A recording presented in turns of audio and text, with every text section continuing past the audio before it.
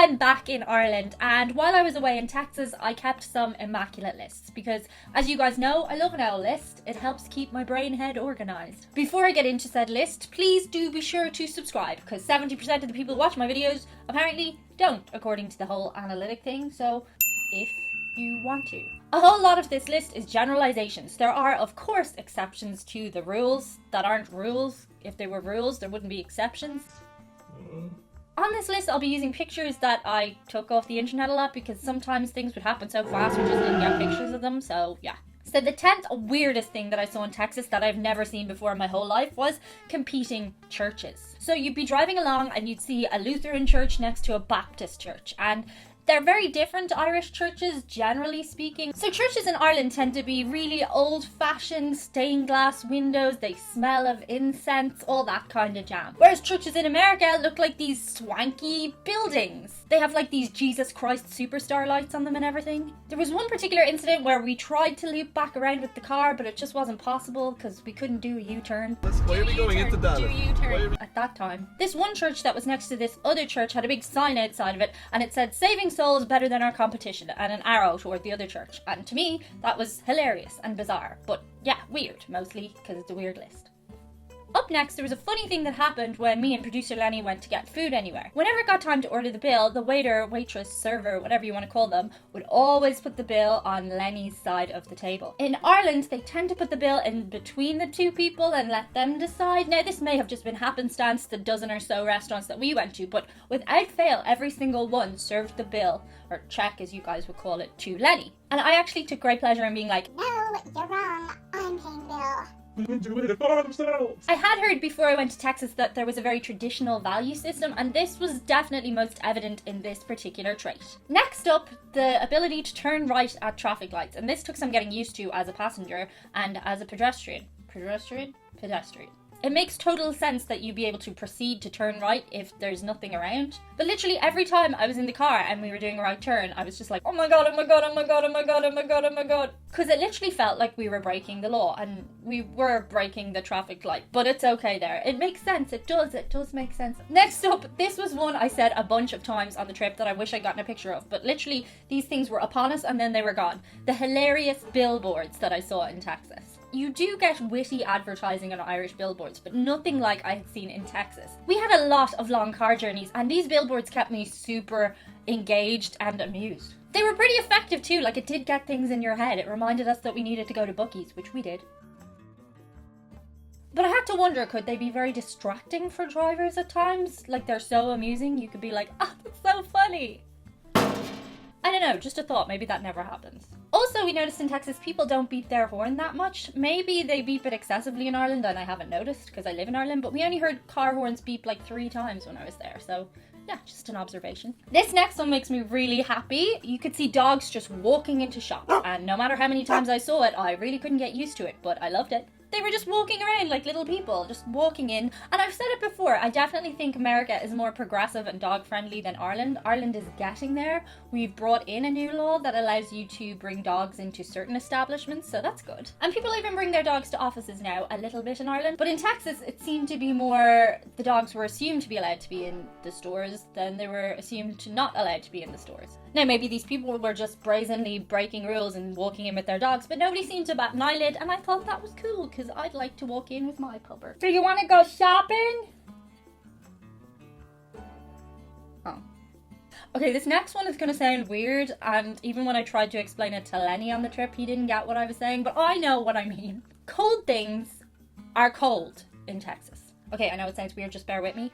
Obviously, things like ice and that tend to be unfluctuatingly cold, but other things that tend to be different degrees of cold were much colder in Texas. For example, fizzy drink cans. I'd get a Diet Coke and I couldn't even hold it for very long because it was so cold. And that happened on a number of occasions. And during the ice cream challenge, the ice cream was so cold. Ow. I just hit myself in the tooth. What's for dessert? And ice cubes would freeze up the whole glass as opposed to just kind of sit there. I don't know. Maybe science says I'm completely off the ball on this one. I don't know. Yes, science! And I know that sounds weird, but I had to include it in the list because maybe there are people out there that agree with me, or maybe you all think I'm crazy.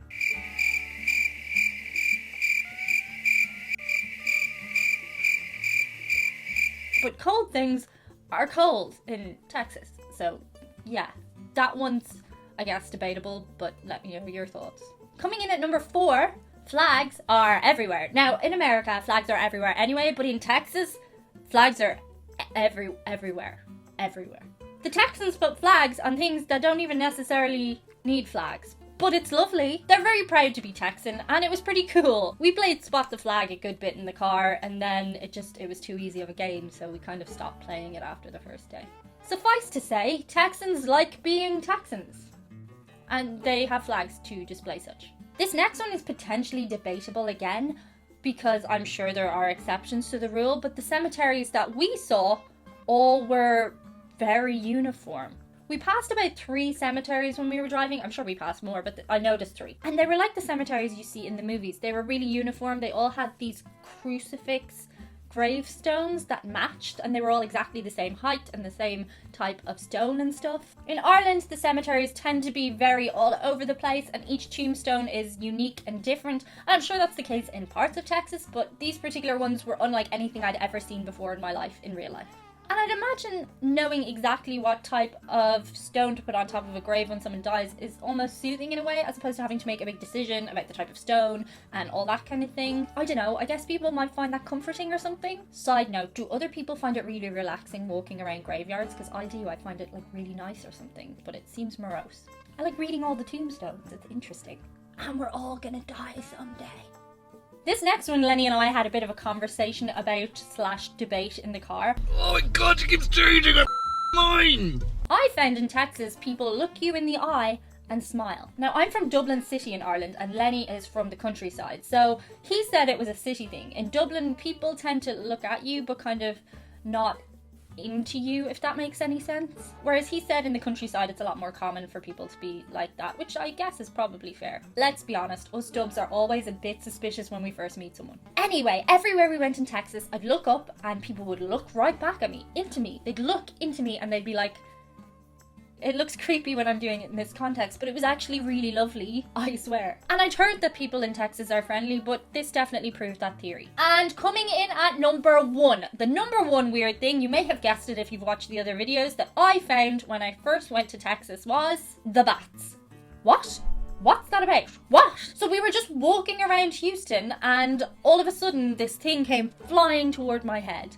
And then we heard all this squawking and it was crazy and we thought that the world was ending. And I've been told a lot about Austin having bats, but we first noticed them in Houston. And they definitely were bats, we saw them. They had cute little faces. But it's unlike anything I'd seen anywhere else in the world. It's really unique and kind of cool, to be honest. What was interesting about these bats was they were city bats and they had absolutely no fear of human beings. Like I said, this first bat just came upon me, basically, no fear, like Dublin seagulls. But yeah, bats, batshit crazy. I did the joke before, I just did it again, I'm sorry. Shout out to a couple of patrons today. And the first one I'm going to do is actually really lovely because people are making pals over on Patreon. It's a really sweet community. So this month, instead of having his own shout out, one of the people eligible for a shout out decided to nominate somebody who supported me from day 1 on the platform and is still there today supporting us now. And that person is Kevin McLogan. Kevin is an active member of the community and always comments below, so if you see him, say hi. This is a picture of his son Ross and his lady friend Devon and his wife Marie and of course Kevin himself. It was taken in downtown Detroit in December but was warm enough for them to eat outdoors.